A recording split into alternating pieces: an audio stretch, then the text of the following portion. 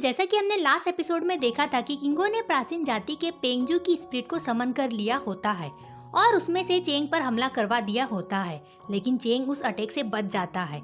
यही सबको पता चलता है कि चेन ने अभी जिस कुनलुओन एम्परर को समन किया था वो एक्चुअल में एम्परर की सोल है ही नहीं, वो तो बस उनकी शैडो है जिसे चेन ने अपने मैजिक से क्रिएट किया था। फिर बाद में चेन ने अपने पूरे के पूरे क्योस टैबलेट को ही नॉर्मल वर्ल्ड में समन कर लिया होता है। ये देख सबके होश उड़े के उड़े रह जाते हैं और उन स्पिरिट स्टोन से एक एक करके चेन के बुलावे पर एम्परर की स्पिरिट्स बाहर आ रही होती है, जिसमें से सबसे पहली स्पिरिट ऐसे एम्परर की होती है जिन्हें हराना नामुमकिन था और ना ही आज तक उन्हें कोई हरा पाया था, और दूसरे सोल कुनलुओन एम्परर की होती है। अब आगे तो इस एपिसोड की स्टार्टिंग में हम देखते हैं कि अब चेन अपनी थर्ड स्पिरिट जो कि वुवी तान युआनी वैली के एम्परर की होती है उनकी स्पिरिट को समन कर लेता है। वो आने के साथ ही अपने बारे में बताते हैं। उन्हें देख बिग ब्रदर हैरान हो जाते हैं क्योंकि बिग ब्रदर वुवी तान युआनी एम्परर की तरह ही कल्टीवेशन करते हैं। इनफैक्ट हम ये कह सकते हैं कि बिग ब्रदर उन्हीं के डिसेंडेंट है। चेन के आसपास काफी एनर्जी फैल जाती है। चेन यही नहीं रुकता, वो अपनी फोर्थ स्पिरिट को भी समन कर लेता है जो कि शून्य एम्परर की होती है। इसके फौरन बाद ही वो अपनी फिफ्थ स्पिरिट को भी समन कर लेता है जो कि वुवे बेदी की होती है। इन्हें देख सभी मास्टर्स और स्टूडेंट उनके सम्मान में झुक जाते हैं। वास्तव में ये स्पिरिट कुनलुन माउंटेन के एम्परर की होती है।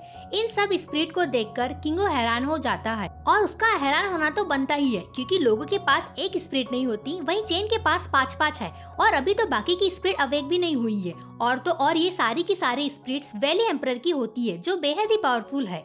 बेचारे किंगो को तो कुछ समझ नहीं आ रहा होता, वो ये कैसे हो गया, ये वो कैसे हो गया, यही कह रहा होता है। साथ ही साथ गुस्से में भी लाल पीला हो रहा होता है और कहता है कि चेन की फेरी उसके फादर से बिलोंग करना चाहिए ना, तुम्हारे पास ये 5-5 वैली की फेरी कैसे मौजूद है? जरूर तुमने किसी इलीगल मैजिक से इन सबको प्राप्त किया होगा, वरना तुम इन सबको कैसे बुला सकते हो? इस पर चेन बड़े आराम से जवाब देते हुए कहता है कि इमॉर्टलिटी एक समुद्र की तरह है और तुम उस समुद्र में सिर्फ एक बूंद की तरह हो, तो तुम फेरी सी की विशालता को कैसे जान सकते हो? और वो अपने इमॉर्टल आर्ट का नाम जियानलिंग रख देता है और अपनी फर्स्ट स्पिरिट कांग मुदिशु जिनकी पावर ब्रह्मांड के विरोध की है को एक्टिवेट कर उनकी पावर का यूज करने लगता है और उनके बेल को अपने हाथ में ले लेता है और उसे बजाने लगता है। उस घंटी की साउंड वेव इतनी अधिक होती है कि अगर कोई इसे थोड़ी देर भी सुन ले तो उसके मेंटल बैलेंस हिलने लगेगा। एक तरह से बोले तो ये माइंड अटैक है। इस अटैक को अपनी तरफ आता देख किंगो पेंगजू से खुद को बचाने के लिए कहता है।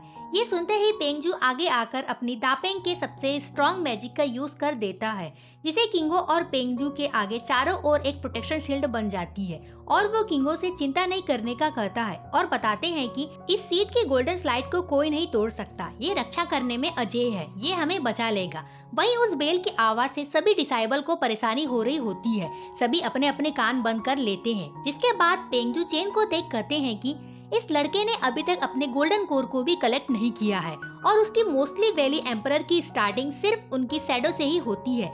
ये सुनकर किंगो कहता है कि हाँ, आपने सही कहा, चेन की समिनिंग पावर उसकी कल्टीवेशन के अकॉर्डिंग ही होगी और उसकी कल्टीवेशन उतनी ज्यादा भी नहीं है कि वो इन सबको ज्यादा देर तक संभाल सके और इनकी पूरी पावर को यूज कर सके। ये अपने गोल्डन कोर कलेक्टिंग लेवल के करीब करीब है, इसका मतलब इसकी फेरी भी इसके जितनी ही स्ट्रॉन्ग होगी।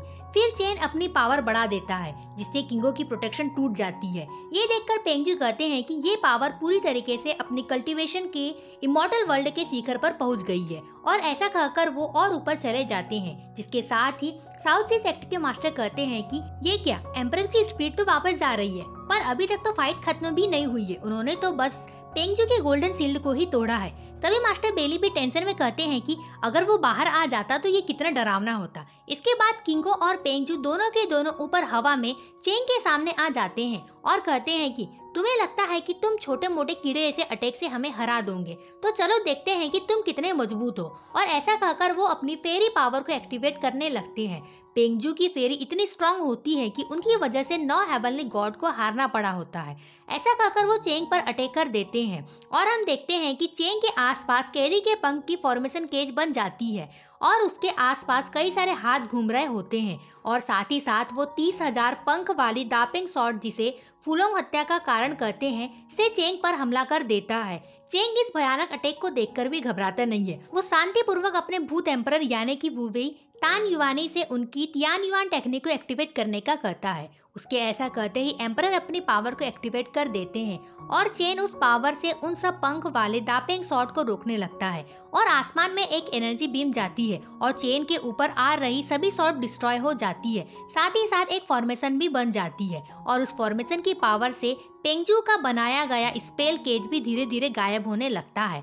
सभी मास्टर्स ये सीन डिस्प्ले मिरर की हेल्प से देख रहे होते हैं, जिसके साथ ही किंगो कहता है कि चेंग की फॉर्मेशन ने तो पेंगजू की पावरफुल फेरी स्किल कैदी के पंजे को भी निगल लिया। ये बिल्कुल वैसे ही टूट गया जैसे किसी एक युग को चौंका दिया गया हो।